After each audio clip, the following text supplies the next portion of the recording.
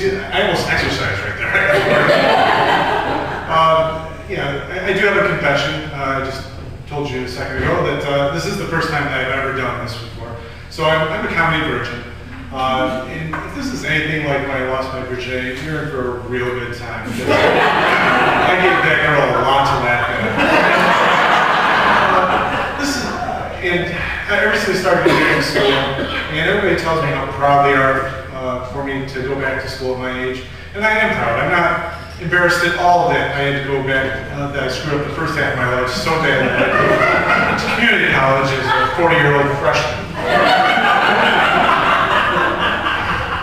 Everybody tells me age is just a number, but really when you're middle-aged, it's more like an equation. You have your life expectancy, you have your actual age, and you get a much smaller number when you subtract the two. Yeah. Before you even start classes, you have to apply for financial aid. And with all my other schooling in the past, I mean, I've got enough debt that I should have a doctorate from Yale, but I'm just trying to get that second associate to hang out next to my useless first one. You can tell already memory's going to be a problem here. Yeah.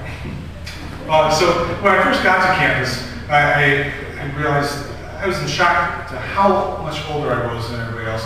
I mean, I've got a Grateful Dead tattoo that predates them even being a zygote.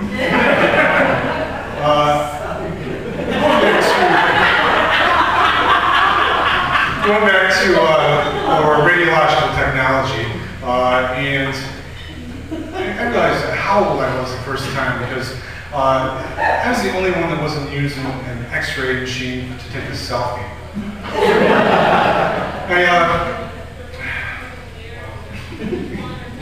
Apologize. Ralph, I'm going to take you to class.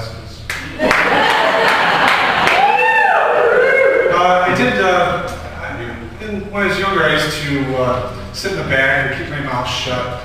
And now I sit up front. I ask questions not because I'm a better student, I just can't hear anymore. And I feel bad when I sit up front too because basically the projector off my balding head, it's got to be blinding for the people behind me. This is going swell.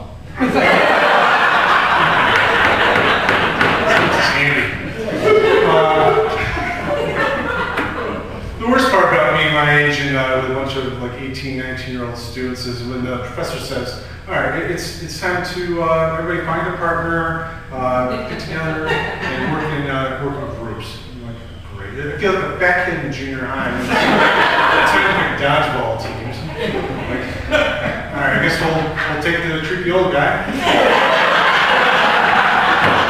At this point in my life, I mean, my schoolwork, it's kind of like my sex life. I just assume work I didn't have it. I know it's done right in a timely fashion without a useless conversation. You guys are biased.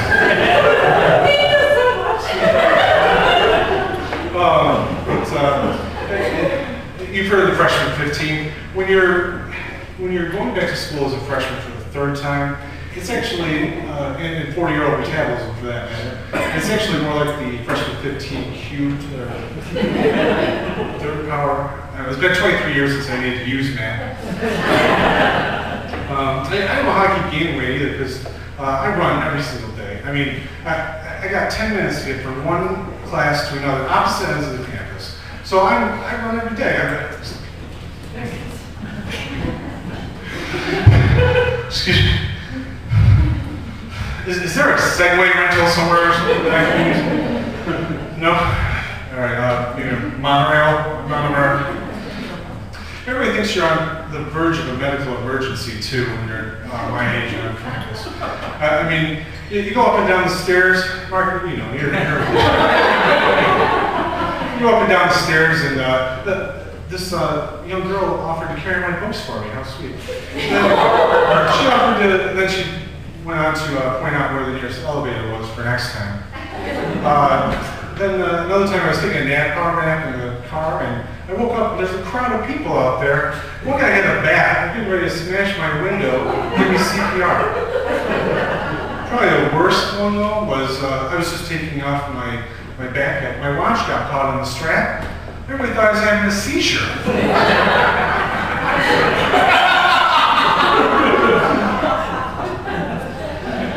It's hard socially too. I mean, there are other 40-year-olds on campus, but it's really hard to build a friendship in the 30 seconds it takes for them to catch me out in the dining hall. And if I was their friend, I'd be a good friend, because I'd point out to them that just past that door is a college campus and the key to a better career.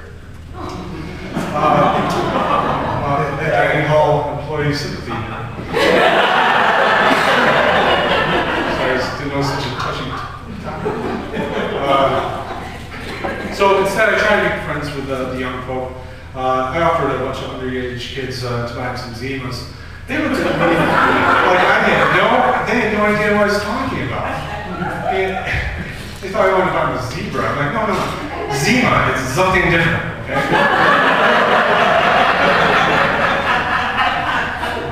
And then they said I was a hot mess, which means I guess I'm attractive, but I just need some tidying up or something. This one girl, she told me, I overheard that she had gone to my high school, and so I told her what year I graduated. She's like, oh, you must know my mom. Age didn't feel like a number that day. It took me a while too, because I didn't know her mom by only her nickname. I'm like, oh, Lucy! Wow, it must have been impossible for her to figure out which one your dad was.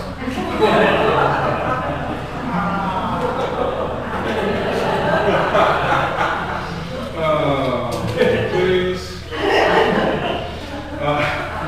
There are some benefits to being a college student, though. A lot of restaurants will give you a discount if you're at the student ID card. I'm getting close to being able to combine that with a AARP card.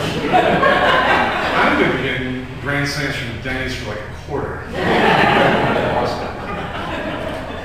And I also try to get involved in clubs. So I joined the Dungeons and Dragons Club. They were great. I mean, they accept me for who I am. They give me something called mad props, which I think is a sign of respect. Probably for being a level 34 Zycon warrior. Spell level 18. And I'm taking a 20th century history class this year, this semester. And the guy actually asked the professor, he's like, do we have to buy the books, or can we just ask Salt and Pepper on the front row what it was like then? Which you might think was insulting. It meant two things to me. It meant somebody actually wanted to talk to me, for one. And two, I have a nickname. Salt and Pepper. Push.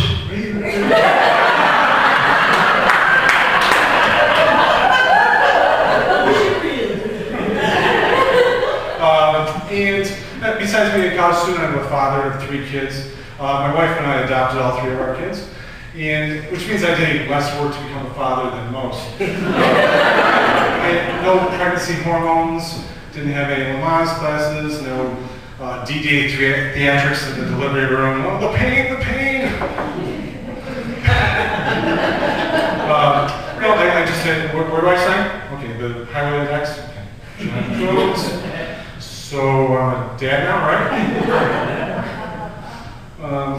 And not awkward at all. I think I forgot this. I think I'm a good dad, but I don't actually know if I am one. I mean, I'm sure everybody thinks they're a good dad, right? But I've noticed there's never a shortage of strippers with daddy issues. You don't hear of any clubs closing down because there's too many dads providing a loving and supporting environment. It's kind of like driving, I guess, because nobody thinks they're the bad driver in this situation, right? I mean, you don't see somebody having road rage on themselves, do you?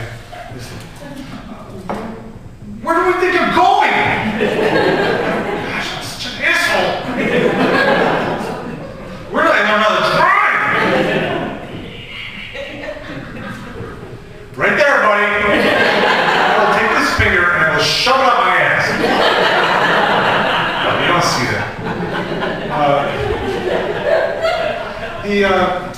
I love being a dad. And my kids are still at the age where they don't realize that I'm really just winging it every day. Like, yeah, I know I allowed you to do that yesterday, but not today, okay? Don't worry about the flaw in the logic, okay? Plus, they're easily impressed still at this age. I mean, it's like, Dad, you fixed it. Yes, kids, yes, I did. I noticed the battery needed to be replaced. You're welcome. Dads, we get respect, but it's not like moms. I mean, just think about Mother's Day and Father's Day. I mean, for Mother's Day, my daughter in school made a beautiful hand-painted ceramic trivet gift to my wife. And when Father's Day had the balls to inconveniently pop up on the calendar at the end of the school year, the same teacher had the kids staple together a chore coupon book, which my daughter took one crayon and colored for all 2 seconds.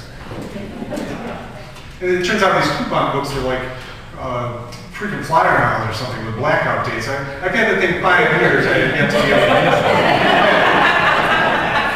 it. On Mother's Day, my wife gets breakfast in bed, we get all dressed up, we go to church, have a nice lunch, she gets flowers, respect, and adoration.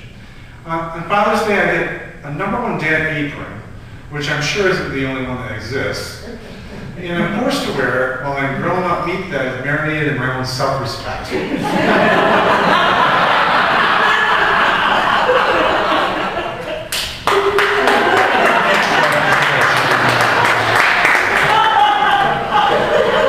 love all my kids equally, I do.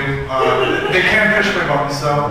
Like when one of the kids will take a pillow and throw it at a ceiling fan on purpose, and it breaks, that's a button I didn't realize I had.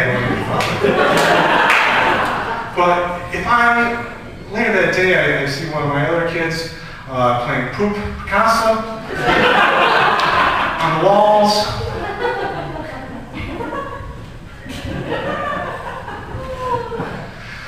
a broken ceiling fan doesn't look so bad anymore. It's sad too, because I mean, growing up, my parents didn't love my sister and I equally. It's hard to talk about. It's painful. Mostly because I just don't know how to break it to my sister.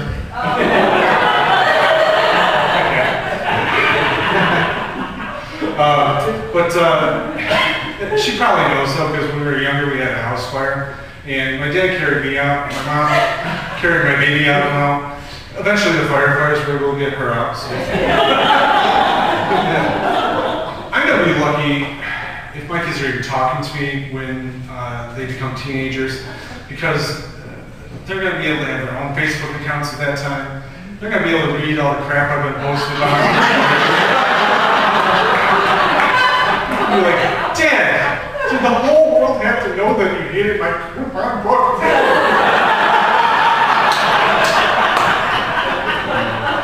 Well, that's all I have. I'm just going to mentally get you all dressed now, and I hope you don't mind.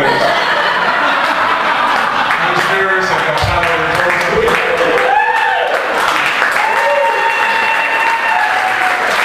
Thank you for helping me bring my comedy cherry. I was calling in the morning.